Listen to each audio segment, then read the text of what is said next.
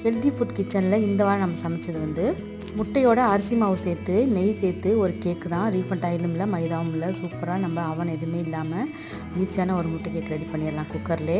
கேக்கோட குடிக்கிறதுக்கு வந்து சூப்பு செஞ்சுருந்தேன். முருங்கைக்கீரையில் பருப்பு, இஞ்சி பூண்டு பேஸ்ட்லாம் போட்டு ஜீரகம் போட்டு கடைசியாக வந்து மிளகுத்தூள் தூவி கொடுத்துட்டோம் அப்படின்னு சொன்னால் ஃபுல் எனர்ஜியாக இருக்கும். மத்தியானம் லஞ்சுக்குமே பாவக்காவும் மொச்சையும் போட்டு புளிக்குழம்பு தான் செஞ்சுருந்தேன். பசங்களுக்கு பிடிக்காட்டியுமே சைடிஷ் வந்து பிடிச்ச மாதிரி வச்சு கொடுத்தோம்னா ரொம்ப விரும்பி சாப்பிட்ருவாங்க. அதுக்கு கேரட் பொரியல் தான் செஞ்சுருந்தேன். கேரட் பொரியலில் அப்படியே தேங்காவை போட்டுறாமல் ஜீரகமும் ஒரு பச்சை மிளகாவும் போட்டு அரைச்சிட்டு போட்டிங்க அப்படின்னு சொன்னால் நம்ம ஹோட்டலில் சாப்பிட்ற கேரட் பொரியல் டேஸ்ட்டு அப்படியே கிடைக்கும். நீங்கள் ட்ரை பண்ணி பாருங்கள். சப்பான இந்த பாவக்காய் குழம்புக்கு கேரட் பொரியல் ரொம்ப சூப்பராக இருக்கும். பசங்களும் வேணாம்னு சொல்லாமல் சாப்பிட்ருவாங்க.